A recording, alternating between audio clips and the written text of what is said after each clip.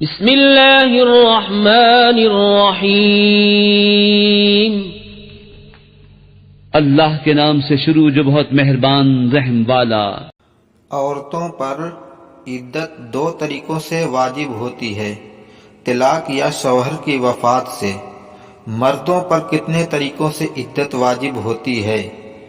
آپ کے آپشن ہیں: اے 3، بی 5، سی 7، ڈی 9۔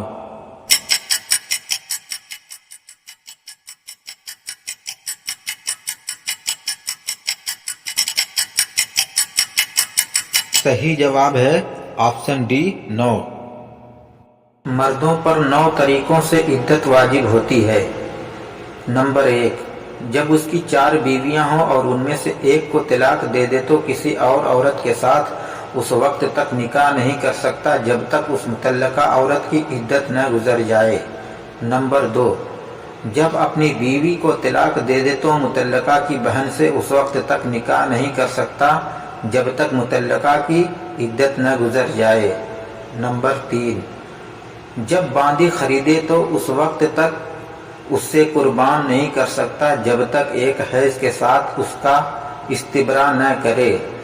نمبر 4، جب دارالحرب چلا جائے اور وہاں کسی حربیہ کے ساتھ نکاح کرے تو امام ابو حنیفہ رحمۃ اللہ علیہ اور امام ابو یوسف رحمۃ اللہ علیہ کے نزدیک اس وقت تک اس کے لیے حلال نہ ہوگی جب تک عورت کو ایک حیض نہ آئے۔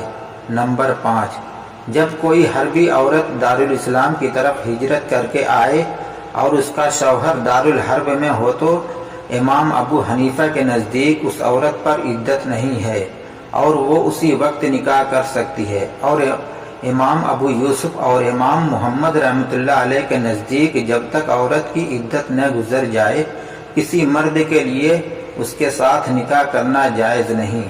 نمبر 6، جب حاملہ عورت کے ساتھ نکاح کرے تو جب تک وضع حمل نہ ہو جائے اس سے جماع نہیں کر سکتا۔ نمبر 7، نفاس کی حالت میں بیوی سے جماع نہیں کر سکتا۔ نمبر 8، حیض میں بیوی سے ہم بستری نہیں کر سکتا۔ نمبر 9، اگر کسی عورت کے ساتھ زنا کرے اس کے بعد اس کے ساتھ نکاح کرے تو امام ابو حنیفہ رحمۃ اللہ علیہ اور قاضی ابو یوسف رحمۃ اللہ علیہ کے نزدیک استبراء واجب نہیں ہے، اور امام محمد رحمۃ اللہ علیہ کے نزدیک جب تک ایک حیض عورت کو نہ آئے اس وقت تک اس کے ساتھ جماع نہیں کر سکتا۔ واللہ اعلم۔